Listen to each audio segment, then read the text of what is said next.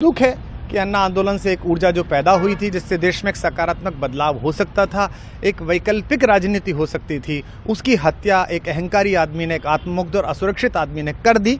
मैं आशा करता हूं कभी ना कभी भारत में ऐसा सूर्योदय किसी न किसी दल में अवश्य होगा जो भारत को जहां पहुंचना है वहां पहुंचाने का मार्ग प्रशस्त करेगा। बहुत धन्यवाद। अब सबसे पहले तो भारतीय जनता पार्टी के लोगों को जीत मिली है, उन्हें बधाई, और आशा करता हूँ कि जो जनादेश दिल्ली की जनता ने उन्हें दिया है उसकी वो प्रतिपूर्ति करेंगे।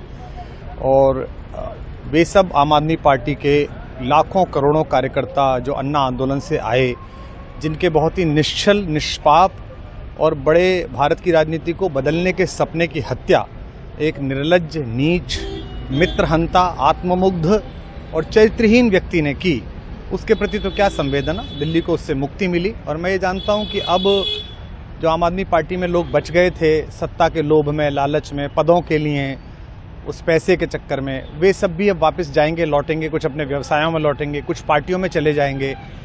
और पतन यहाँ से प्रारंभ हुआ है उन लोगों का। मेरे लिए कोई प्रसन्नता का और दुख का विषय नहीं है, मैं बीच में खड़ा हूँ। प्रसन्नता इस बात की है कि करोड़ों लोगों ने आशा लगाई थी, करोड़ों लोगों ने, लोग अपनी नौकरियाँ छोड़ के आए थे, व्यवसाय छोड़ के आए थे, दुश्मनियाँ ली थी लोगों ने, उन सब की हत्या एक आत्ममुग्ध आदमी ने, एक चरित्रहीन आदमी ने अपनी निजी महत्वाकांक्षाओं की पूर्ति के लिए की।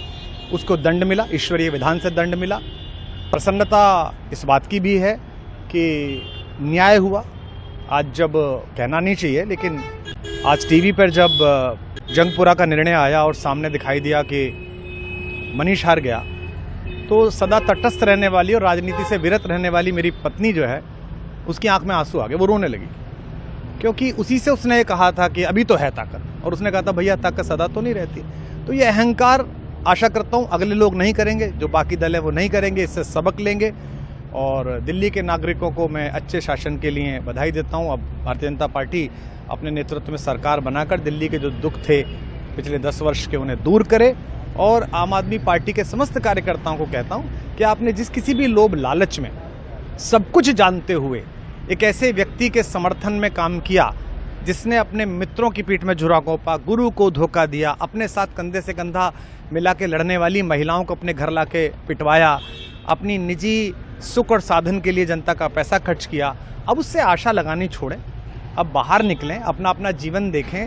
मुझे राघवेंद्र सरकार राम की कृपा मिली, जिनका ये घर है, जिनकी कृपा से मैं यहाँ खड़ा हूँ। मुझ पर कृष्ण कृपा हुई कि मैं इस निर्लज्ज सर्कस से बाहर आ सका। मैं उन सब से भी अच्छे भविष्य की कामना करता हूँ कि वो कोई गंदगी ना फैलाएं कहीं भी, वो लौट जाएं अपने शिविरों में।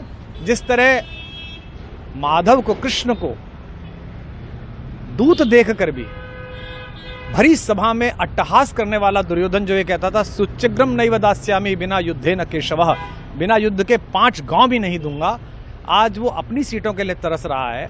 और मुझे पता है कि इस दुर्योधन का अंत भी टूटी हुई जंघा के साथ बड़ा ही दारुण होगा, और भारतीय राजनीति एक कलंकित अध्याय के रूप में इस बौने दुर्योधन को और इसके दरबार के तमाम शकुनियों को याद करेगी। मैं उनकी मुक्ति की कामना करता हूं कि ईश्वर उन्हें इस दुख से बाहर निकाले, और समस्त लोगों को बधाई देता हूं कि चलिए अंततः न्याय हुआ।